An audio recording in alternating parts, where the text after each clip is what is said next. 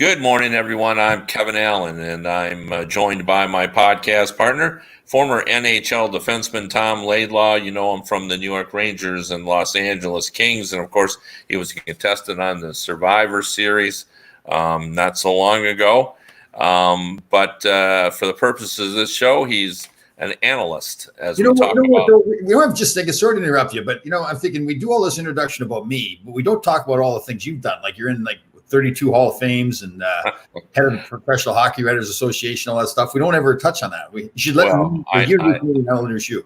32 Hall of Fames would be an exaggeration, and I'm no longer president of the Writers Association. I am a past president, though. Right, that is for sure. But anyway, we will at some point we'll address my agenda, but or my resume. But now, finally we have some movement, Tom, and I think it's important that the baseball players are out of the chute now. Now, look, I think the fact that they're going to play 60 games in the long run, everybody's going to remember this as a failure to be able to negotiate, because both sides wanted to play more games, but they couldn't come to an agreement.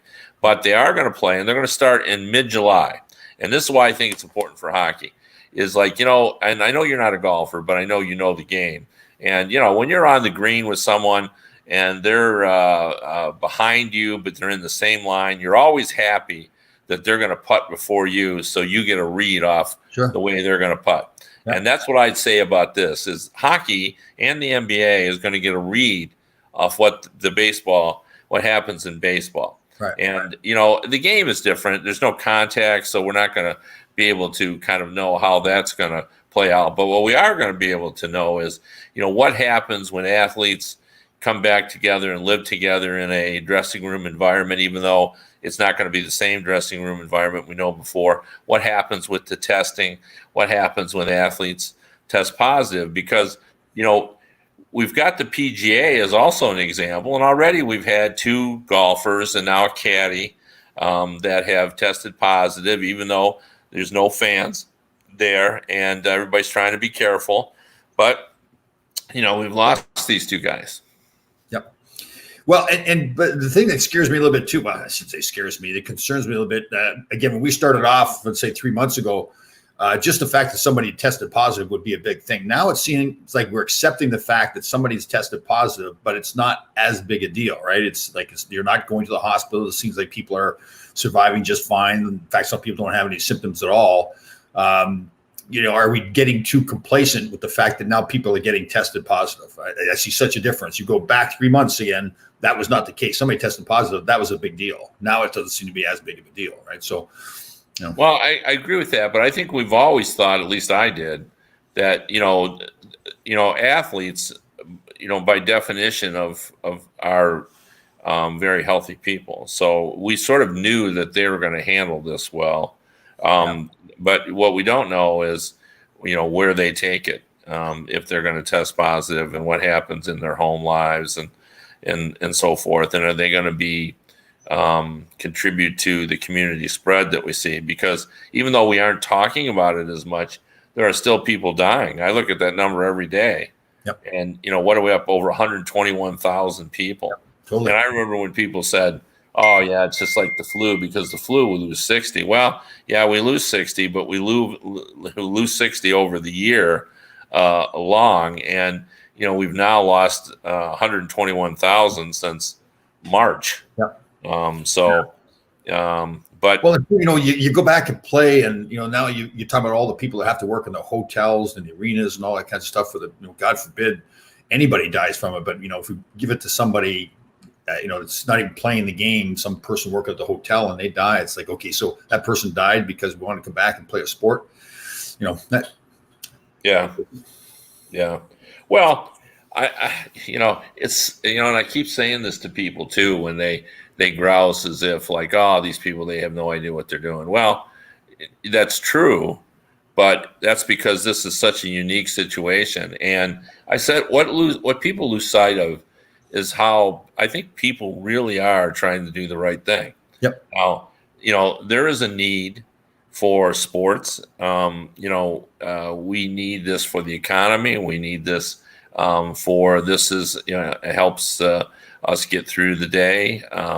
Yep. We enjoy sports, so it's certainly a worthwhile attempt to try to do this, and they are trying to do it safely.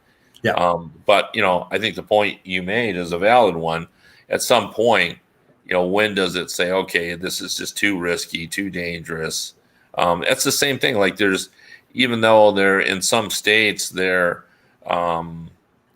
having, it's flaring up again. Like there's a great reluctance to close down any segment of the economy.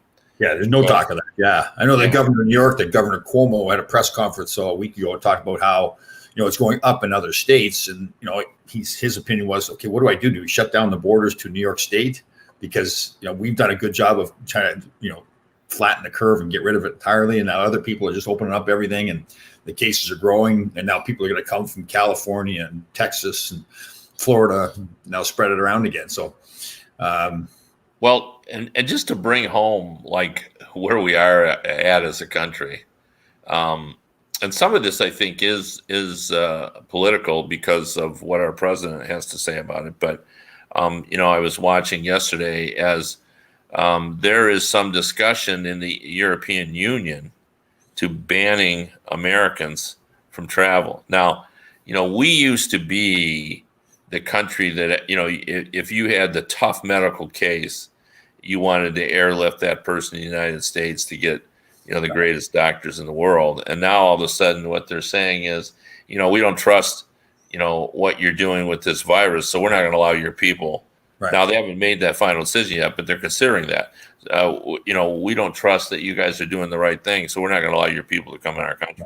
Right. And like you said at the start, how much of that is political, right? Is that the jab at Obama, or at Trump, trying to get back at him for some of the stuff he said? So, yeah. Well, I mean, I think there's probably some politics, but I think there's also some, genuine concern that, our infection rate is high. I mean, that's the thing about the testing. Like, we are increasing the number of tests, so it is true that we're going to find more positive confirmations of the virus. But what's lost in all this is that's not what's scaring the doctors. What's scaring the doctor is that the percentage of people testing positive is too high for where we should be at. Right. And that's the thing that causes alarm bells. And that's going to be the area too where when we open up. And let's think about it. We're going to training camp now in less than 3 weeks, isn't it? Right. So and it's going to be good. And there's going to be scrimmages. We're gonna see. And I think that's going to be mostly all they're going to do. I think it'll be skating and scrimmages, don't you? Yeah, totally. Yeah. Well, you see the two tennis players that tested positive, right? But they were at some party together. What they think that's where they came down with the virus? Yeah, I mean the Djokovic, and he went out and had kind of a tour, but he was also seen partying. He has since apologized, but again, I think that shows, I think when like athletes, I don't think fear this. I mean, I know that's true. They don't fear it the way I would. No, totally. Right. And and by nature, especially a younger athlete thinks he's invincible. I certainly did when I was in my early 20s. Right. Nothing could stop me. I mean, you almost get that attitude built inside you because that's what you've done. You've got to yourself to the utmost, the highest level possible in your sport. And you just think you can do anything at that point, include beat the virus. Well, and you probably are close when it comes to dealing with viruses. I mean, your probably immune system is very, very strong. And like I wouldn't, and I've said this continuously, I wouldn't expect that we would have now. It's still possible because we don't know what's going on sometimes in your body, and this, sometimes things happen, and that's why, we have cancer that creeps into sports, and in fact, that's one of the good news stories today that Oscar Lindblom. That was cool. Was that unexpected too? Like they were figuring. Well, I mean, you had kind of heard that he was progressing nicely. So, but to be out of Voorhees and being able to skate with the guys, I mean, that's just got to make you feel good. And I think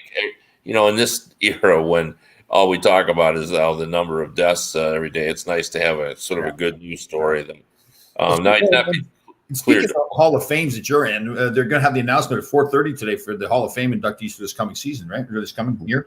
Yep. Yeah, and I think there'll be a delay in when we'll hold the induction, right. And I tell you what, those speeches that those guys give now, they're pretty good. Like there's been sometimes in the past, you look where guys weren't prepared or they're too long or too short, but man, those guys get up now and they do some fantastic. Well, we still, not everybody is a gifted speaker. We still have some that are not as good as others. But I'll tell you, I say this when I was there. Rob Blake gave the most incredible speech I've ever seen. Oh. I had to turn around like 5 times because I was sure there was a teleprompter. Oh, is that right? He wasn't using any notes, and it was just unbelievable with the stories he told and everything else. And there was no teleprompter. Yeah. I think he might have had a little card with notes on it, but that was an unbelievable speech that Rob Blake gave. Yeah. He's a good guy. He's very intelligent guy, very well spoken. Yeah. So you want to go through the list of guys we got and see what we think here? Sure. Okay, first one's Daniel Alfredsson. Now, I have never been a Daniel. Not that I don't think he's a good player, but I don't think he's as good as everybody seems to build him up to be. Like I don't think he's even. I wouldn't even say he was a candidate to be a Hall of Fame player. I've never been that impressed with him as a player. Yeah, well, I mean, I think he's a candidate, but he's not going to be a tops on my list. That's what I would say about him. But he was an excellent player, and he was very well respected around the league. Yeah, I know, but I never got why he was so well respected. I never I saw people say that all the time, but I never saw him as a great leader. In fact, I thought in a lot of games, sometimes in clutch games, he didn't come through for his team. And again, I'm not trying to be overly critical of him because I'm not saying he's a bad player, but this whole respect thing with him, I don't see where that came from. So, don't you think he was consistent though in his in his production? But just consistently average though. I didn't think it was like this guy that showed up. Certain players have that ability, right? To when a big game is there, they come up and they score that big goal or make a big play. Obviously the Mark Messiers of the world and everything. And I never saw that with him. So. Well, I mean, always the case, I'm always saying this, is that, was he really given the opportunity? Did they ever have a team now that where, they got to the finals, right? Yeah. So, I thought that he had a good enough team. He just, to me, it's one of those things where I could hear all the talk about him being so good and be so well respected, but I never saw it. Well, let's just take a quick look at him. He in the playoffs, he had 124 games. He had 51 goals. He had 100 points in 124, playoff games. And, 1 year in 2006-07, that was the year, wasn't it, when they made the run? And he had 14. He had 14 goals in 20 playoff games. Yeah, but my point is with the numbers, to me, they're okay numbers and they can be Hall of Fame numbers. But when I watch him play, is he calling you now? Is that Alfredsson calling? No. That's not Alfredsson. Yeah. I could see the numbers and I hear the talk, but when I watched him play, I just was like not impressed that he was that guy that jumped out at me. But yeah, no, I mean that's fair. I mean, your gut feeling is, I always used to say you should be able to say the guy's name and say, oh yeah, that guy's Hall of Famer. Yeah, totally, I agree. Yeah. Next guy up, Rod Brind'Amour. What do you think? And I love him too. I love him as a coach. And he was my kind of player, right? A guy that I didn't think was overly talented, but he's one of, if I was to look at him, I'd say one of my quotes would be about him. He got the most out of his career possible. Like he really did. I guess the question is, was that career enough to be in the Hall of Fame? And as much as I'd love him as a player, again, I'd have him on the bubble too. So, yeah, I can't put him in the Hall of Fame, even though I have unwavering respect for Roddy Brind'Amour. Yeah. He was to me, a Masterton guy, like perseverance. Yep. Worked so hard, was really ahead of his time in terms of taking care of your body, living in the weight room. Yeah. You know, that kind of thing. He's legendary. He's still like that, I guess, too. They say he's Oh yeah, like the players said last year. I remember doing this story that he was in better shape than most of the players on the team. You know, and that they said he could still play. He said no, he couldn't, but they said he could still play. That's funny. All right, so we got him on the bubble, and I don't know a lot about Karen Bai Dietz. Karen Bai deserves to be in the Hall of Fame. Okay. There's no doubt. I mean, she was there with Cammie Granado. Those were the top two women's players for a period of time in hockey, in women's hockey. And she was she was a pioneer as well. You know, some of the women who came after her looked up to her. Like Cammie Granado was the face. Cammie Granado was a great player. Don't get me wrong. I mean, a great player. But she was also, because she had a name, she was kind of the face. But Karen Bai was right there, you know, with her doing all those things. Karen Bai was more of a power forward type player, where Cammie was, a little more finesse. All right, so you're putting her in the Hall of Fame. I am, and certainly. I'm going on your recommendation. Julie Chu. Yeah, another great female player. I put her behind Karen Bai, but an exceptional player to be sure. But I'm not ready to put her in this year. She's not there. Okay, Patrick Elias. And see, that was like when I first saw him on the list, I was like, and then I started thinking about watching him play, and all the success the Devils had there. And, there's so many other star players that, Marty Brodeur there, Scott Stevens, Niedermeyer, all those guys. So I looked at him and I go, you know what? I think he is a Hall of Fame. Like, he, to me, had a Hall of Fame career, not only just because how good he was, but because of the teams he played on. I think like he was part of like a dominant team for a long period of time. So I'm putting him in.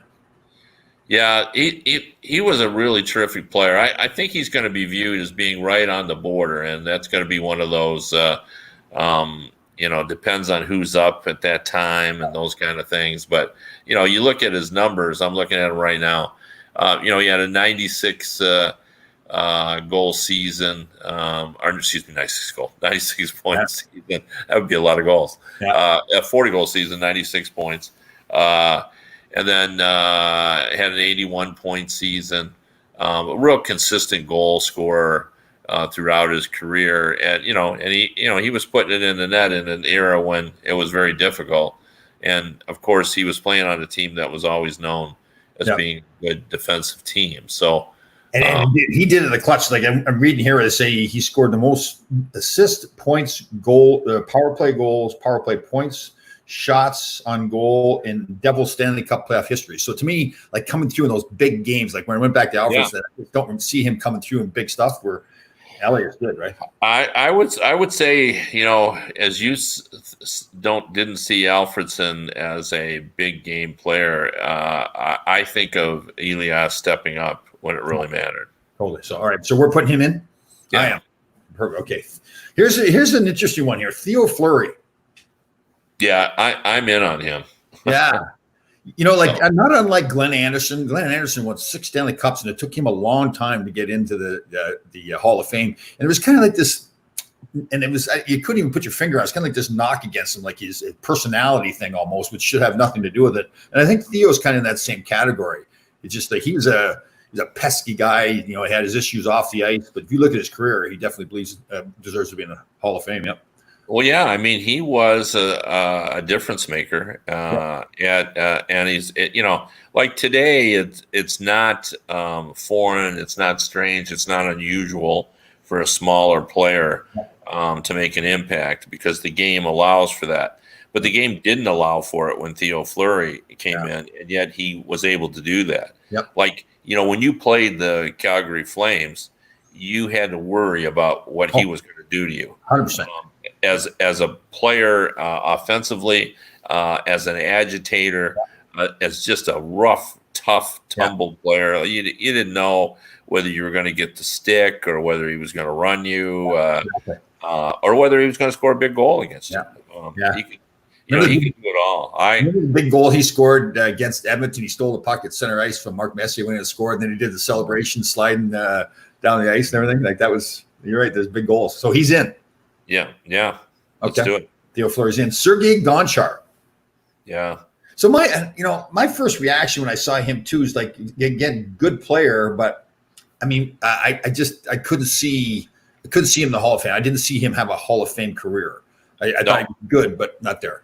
Yeah, I'm not going there either. Just they had to when he was in Washington. It took them a long time to get him to be more respectful of the defensive side of the game. I remember Ronnie Wilson working with him. Now Gonchar eventually got there and was a really exceptional player, but I'm just not willing to put him in the. Yeah, I think I hear all this stuff. Wasn't he the guy that when he was in Pittsburgh, like they wanted him around? Like he eventually got to the point where, for sure, veteran guy, he was well respected. Yeah, he was. He was a leader, especially, and he was very helpful to the other foreign players and helping them acclimate. They often use him as interpreter. A real good guy. But the Hall of Fame is for exceptional players.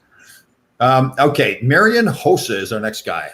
And I was kind of mixed on him too. Like I think when you first watch him play, you think, that's okay. He's a good player. But then when you watch him over and over and how he contributes at both ends or contributed at both ends of the ice, I like him. I will never forget. He was in Pittsburgh. I think he was in Pittsburgh, and he was an unrestricted free agent. And at the time, Detroit was going to be. I think Detroit had beat. I can't remember how it went back and forth, but Detroit had beat Pittsburgh, so he then could sign like a long-term deal with anybody, and he signed a 1-year contract to go play in Detroit, thinking they were going to win the Stanley Cup. Unfortunately, that was the year that Pittsburgh beat Detroit, so he missed out on both sides. But I'll never forget that. I was really impressed by that with him. I think that's not the reason you go in the Hall of Fame, but I'm just impressed by that attitude he had, that he was going to kind of risk his free agency because what if he get hurt or something? To sign a 1-year deal in Detroit, that's all they had room for. Under their salary structure, and then he goes to Chicago and wins. I just thought he played such a big role there at both ends of the ice, so I'm putting him in. Yeah, I am too. Very underrated as a defensive forward. People, because he was a great scorer. Yeah. So you didn't talk about it very much, but really great along the boards. Like I loved watching him. If he went in the corner, he'd come out with the puck. He just was very slick along the boards, very smart player. Yeah. I'm with you. I think he's a Hall of Famer. And I think he was a very valuable player for those championships. Yeah, absolutely. I'd like to argue with you a little bit more. It's not right that I'm just agreeing with you all the time here, but I'll do my best.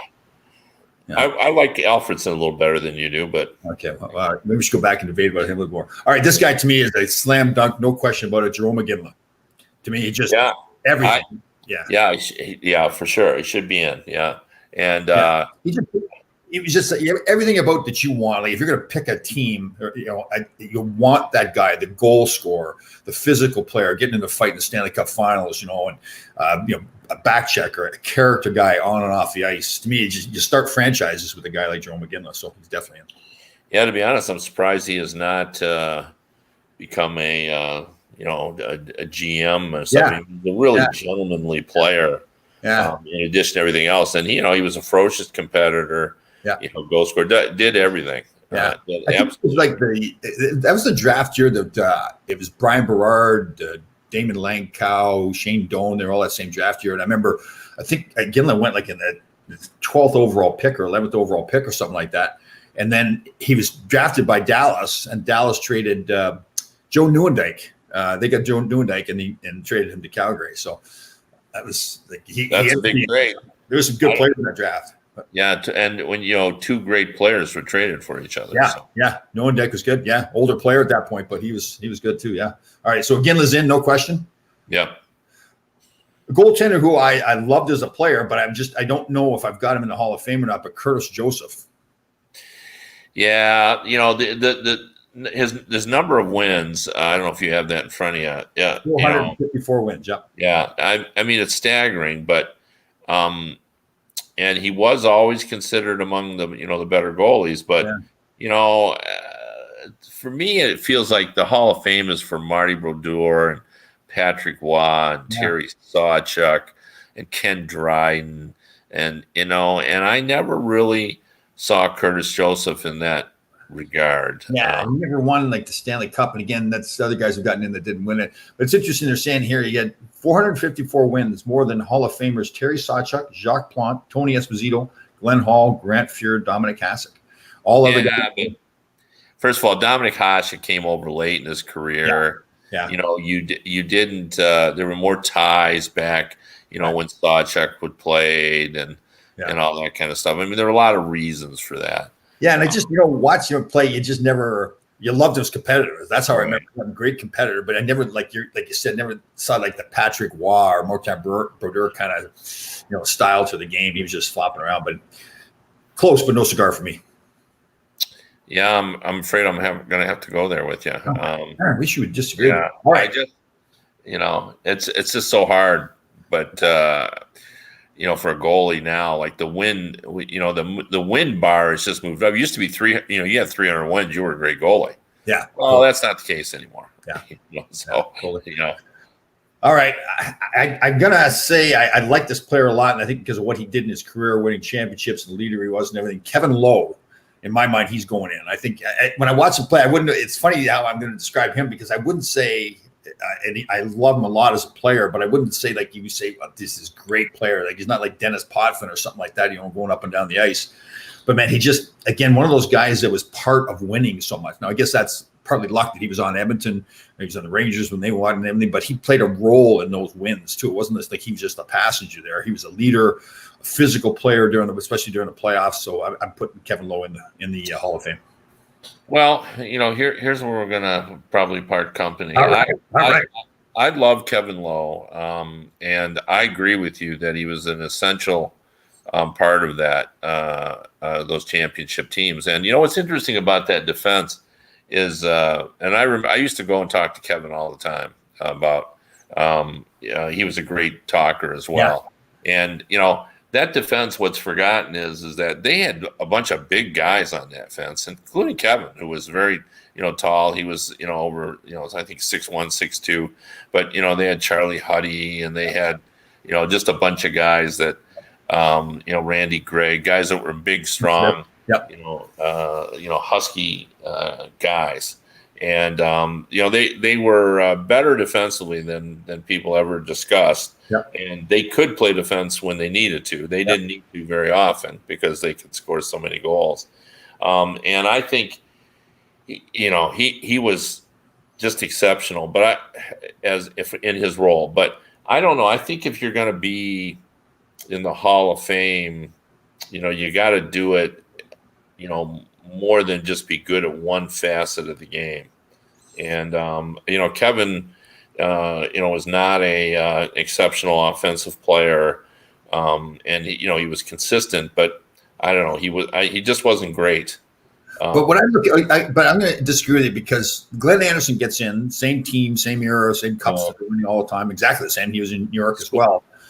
But among the all-time leaders in game-winning overtime, but he wasn't a great defensive player. You're saying he can't be just one-dimensional. So Glenn Anderson wasn't some great player in his own end. He was a great goal scorer. He was a great goal scorer. He had great speed, like world-class speed. Yeah. He scored at all the right times for them. They were just. But that's what I mean. But I think that Kevin Lowe was the defensive version of Glenn Anderson. Yeah. I mean, I see the argument. I just have a hard time with it. I mean, I want to put him in because I like him so much, but and I thought he was a terrific contributor, but like where would you, even if you rated defensemen in the league, where would he have rated? I think, but it's a good point. But I think to me, when I look at his career and the wins, the Stanley Cup wins, and the roles he played in those Stanley Cup wins, not the defensive player, but the leader and all that, I just feel, that other guys, could have good careers. Like if he played a whole career, never won any Stanley Cups, never played in any big games, I'm saying there's no way he's getting in. But because of those contributions in those big games, that's why he's on for me. Well, I think it's the Bob Goldham argument. Scotty Bowman loved Bob Goldham and always thought he should be in the Hall of Fame. Bob was a big shot blocker. He was a stay-at-home defenseman, right. And Scotty's argument is that he was just crucial to the success of those teams that he was on that won the Stanley Cup, and he never got in. But Bowman basically made the same argument, so it's a legitimate argument, and I see it. I just can't. Yeah. Okay. I can't get past it. That's the first one you're wrong at then. So yeah. It could be. I want to put him in. Yeah. Okay. I don't know this player as well. Boris Mikhailov. Yeah, well, Mikhailov is probably should be in. Right. He was one of the most greatest players in World Championship history. Right.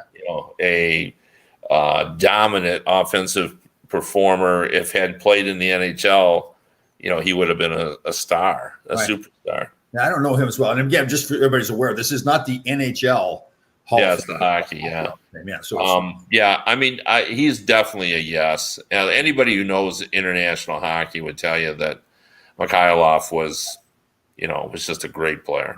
If I hadn't seen the movie Miracle, I probably wouldn't know him as much. Probably like a lot of people, right? I mean, he played a big role there too. So so he's going in. Alexander Mogilny. That's interesting. Yeah.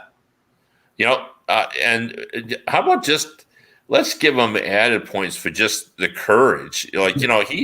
He basically, I think, didn't he desert the Russian army to come over and play? He defected, and I saw a documentary on him too. It was just they were kind of worried about his family and everything staying back and all that stuff. So he was one of the first guys to go through it. But good point here. I'm reading an article. I think it's on the NHL site talking about how if Paul Kariya is in the Hall of Fame, then Alexander Mogilny's in the Hall of Fame. Comparing those two players, that's a pretty interesting point too. They pretty similar players, both in style of play and points and everything too. So I'm putting him in. I really liked him as a player. I think he deserves to be in. Yeah. That the comparison, I like it as well, and it just feels like if you don't put Mogilny in, then why? Just because he's a European, or we just be anti-European? Yeah, I agree. So, yeah. I mean, that's fair. I'd have to get their statistics side by side to be sure, but that makes sense. Although, I've been on these selection committees, and it gets a little dangerous when you start to compare. Statistics, because the eras are different, teams are different, line mates, and I forgot, he won a cup with the Devils, and when they won for sure. Right? Yeah, so he's in for sure, definitely. Yeah. Pierre Turgeon. I like him as a player. I see the skill and everything, but to me, he did not have a Hall of Fame career. I just don't think he did enough in his career. I'm with you on that. Yeah. All right, here's a guy absolutely for sure. I think we'll go in Doug Wilson.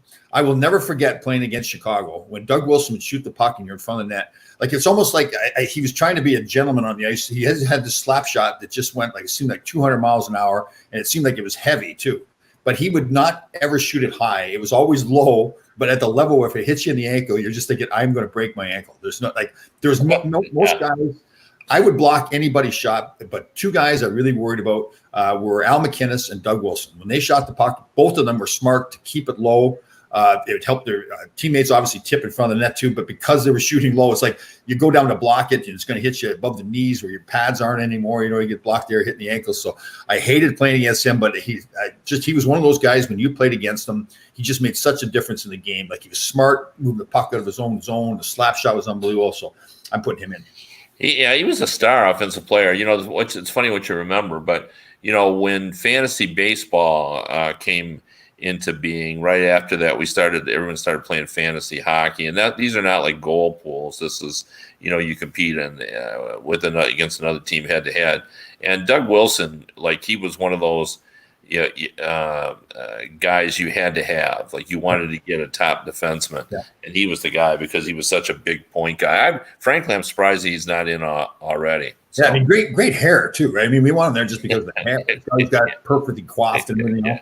Yeah, you get no points for having great hair because there's a lot of great hair in his era.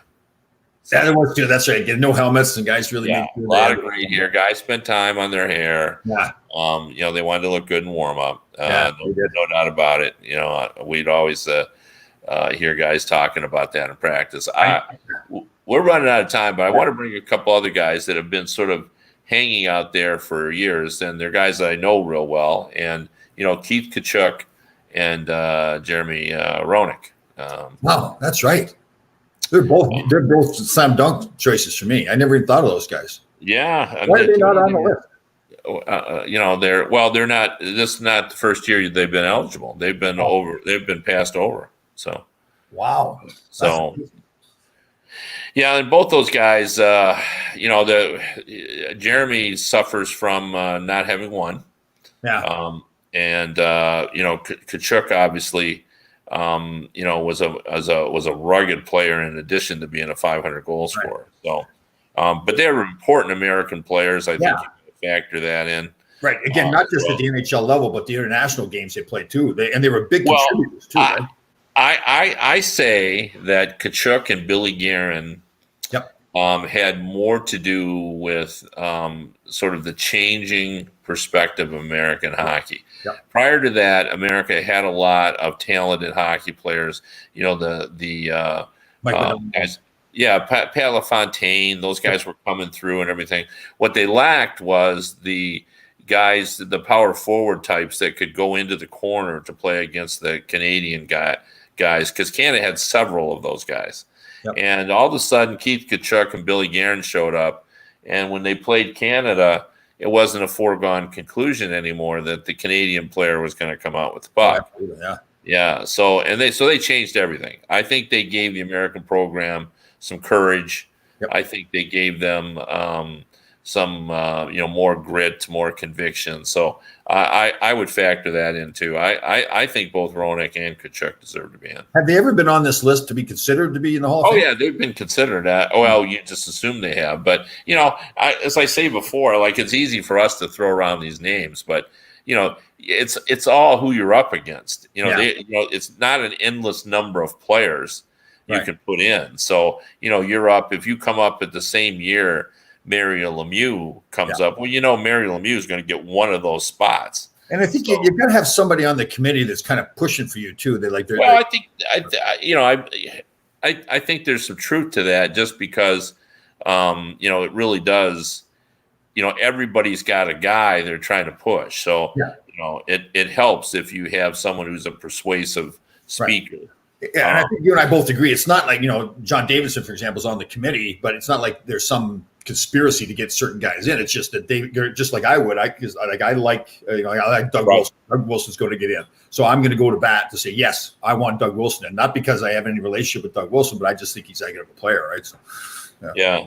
I mean, I remember going and embedding with the U.S. Olympic team when they were making the selection process, and Dean Lombardi would make a case for a player, and he's a lawyer, so he would almost prepare a legal brief. And when he was done, I remember Berkey saying one time, if I ever have to stand trial for murder, Dean, I want you to be my lawyer, because Dean Lombardi can make a case for a player like nobody's business. Why is Dean Lombardi not a GM now? I don't know. Like to me.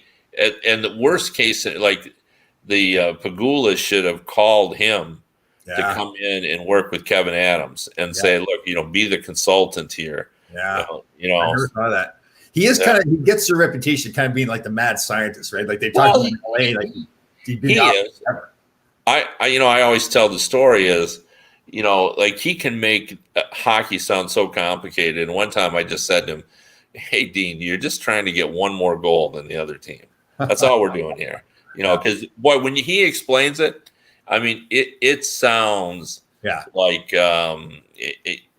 something that's, Far Eastern mystic, I got putting together the San Jose organization, putting together the LA Kings organization and have them win. So like I thought I didn't get to talk to him maybe as much as you did, but I just watching what he did, not just the talent players he got together, but he got that character team together too. He got all the right pieces together on a team. I was always impressed by how he did that. And again, being aware that it isn't just about the whole Brooks stand getting the best players; it's about getting the right players. And I thought he was good at that. So. Yeah. Anyway, well, we appreciate everyone tuning in. This is the longest we've ever gone. And we didn't even get to your hair. We're gonna have to cover your hair. No, we didn't, and we didn't, but we didn't crack the 40-minute barrier. So let's let's try to get off before we do that. Good. All right, guys. See you next week.